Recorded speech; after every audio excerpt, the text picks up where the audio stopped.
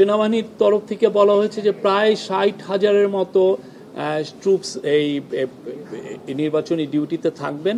তারা তো অলরেডি জানেন যে তারা সেই জুলাই আপরাইজিংয়ের সময় থেকেই 5ই আগস্টের পরের থেকেই তারা মাঠের ডিউটিতে আছেন, তাদের ম্যাজিস্ট্রেটি পাওয়ারও আছে।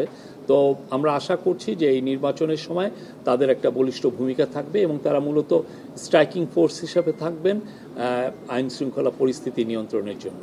চিফ অ্যাডভাইজারের নেতৃত্বে মিটিংটা হয়েছে, সেখানে হোম অ্যাডভাইজার ছিলেন, আইজি মহোদয় ছিলেন, principal secretary, cabinet secretary, home secretary ছিলেন, PSO of armed forces division lieutenant general Kamrul Hasan ছিলেন, মিলিটারি সেক্রেটারি ছিলেন এবং আর খোদাবক্স চৌধুরী যিনি special assistant on home affairs উনি ছিলেন, হোম সেক্রেটারি বলেছি। তো এই মিটিংটা খুবই ইম্পর্টেন্ট, 2 ঘন্টার মিটিং ছিল।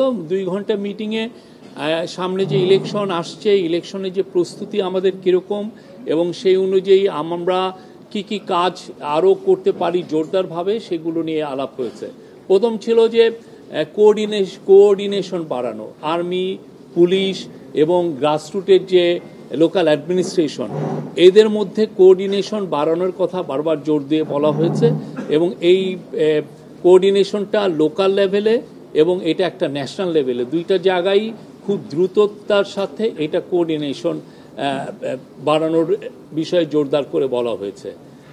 আপনার ইলেকশনের আগে পুলিশের প্রস্তুতির কথা বলা হয়েছে এবং পুলিশের আইজি মহোদয় বলেছেন যে আগামী মাস থেকে 1.5 লক্ষ পুলিশের ট্রেনিং হবে ইলেকশনের বিষয়ে।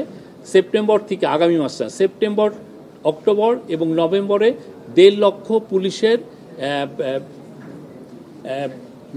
নির্বাচন বিষয়ে তাদেরকে ট্রেনিং দেওয়া হবে। তারপরে ইলেকশনকে সামনে রেখে আপনারা জানেন যে প্রচুর ডিসইনফরমেশন অলরেডি সার্কুলেট শুরু হয়েছে, সামনে এটা আরও ইন্টেন্সিফাই করবে। তো এইটাকে সামনে রেখে ন্যাশনাল ইনফরমেশন একটা সেন্টার, যেখানে আমরা খুব দ্রুততার সাথে এই ডিসইনফরমেশনগুলোকে আমরা ডিবাঙ্ক করতে পারবো, সেইটার একটা ক্রিয়েট করার চিন্তাভাবনা হচ্ছে এবং এইটা নিয়ে অনেক বিশদ আলোচনা হয়েছে।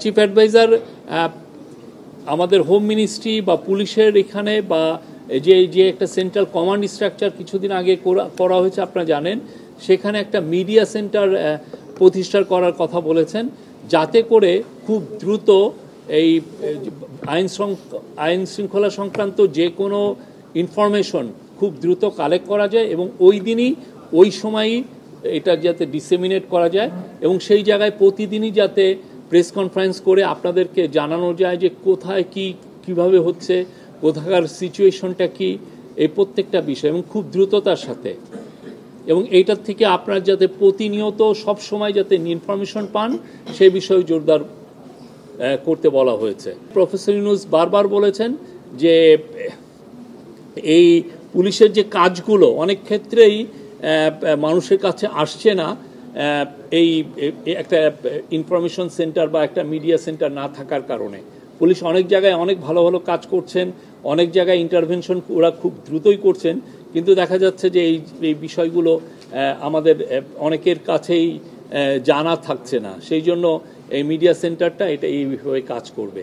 যে আজকে ইউএস অ্যাম্বাসাডার, ইউএস চার্জে অ্যাফেয়ার্স টেসি অ্যান্ড জ্যাকবসন আজকে প্রফেসর ইউনূসের সাথে কল অন করেছেন। এটা খুবই একটা সৌহার্দ্যপূর্ণ একটা পরিবেশে মিটিং হয়েছে। সেই মিটিংয়ে ইউএস বাংলাদেশের যে ট্যারিফ টকস, তারপরে কাউন্টার টেরোরিজম, আমাদের ইলেকশনের প্রস্তুতি, কনসেনসাস কমিশনের যে ডায়ালগগুলো হচ্ছে সেগুলো নিয়ে কথাবার্তা হয়েছে। প্রফেসর ইউনূস পুরো ইউএস চার্জে অ্যাফেয়ার্সকে জানিয়েছেন যে বাংলাদেশ গভর্নমেন্টের, ইন্টারিম গভর্নমেন্টের টপ প্রায়োরিটি হচ্ছে কাউন্টার টেরোরিজম এবং উনি বলেছেন টেরোরিস্টদের ব্যাপারে এই গভর্নমেন্টের জিরো টলারেন্স, কোনো ধরনের কোনো টলারেন্স টেরোরিস্টদের প্রতি শো করা হবে না, জিরো টলারেন্স। উনি এটা ব্যক্তহীন কণ্ঠে জানিয়েছেন। আর আজকে আপনি জানেন আজকে রাতে আমাদের প্রতিনিধি দল ইউএসএ যাচ্ছেন। আজকে টকসটা শুরু হওয়ার কথা, ট্যারিফের টকস হওয়ার কথা। সেইটা আমরা আশা করছি যে এই টকসটা ভালোভাবে কনক্লুশন হবে এবং আমরা এই প্রতিনিধির সাথে, যদিও টক্সে থাকবেন না, বাট প্রতিনিধির সাথে একটা গ্রুপ অফ বিজনেসম্যানও যাচ্ছেন। Thank you. আমি এই বিষয়ে এখনো কিছু জানি না। আমার নাম মোহন, আমি একাত্তর টিভিতে কাজ করি। আমি একটু জানতে চাই যে আমরা নির্বাচনে নর্মালি দেখি যে পুলিশ সামনে থাকে, সেনাবাহিনী অনেক স্ট্রাইকিং ফোর্সে থাকে। আমাদের যে আসন্ন নির্বাচন, সেখানে সেনাবাহিনীর কি ভূমিকা থাকতে পারে বলে আজকে আলোচনা হয়েছে।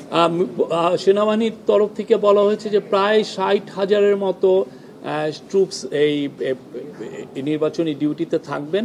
তারা তো অলরেডি জানেন যে তারা সেই জুলাই আপরাইজিংয়ের সময় থেকেই, 5ই আগস্টের পরের থেকেই তারা মাঠের ডিউটিতে আছেন, তাদের ম্যাজিস্ট্রেট পাওয়ারও আছে।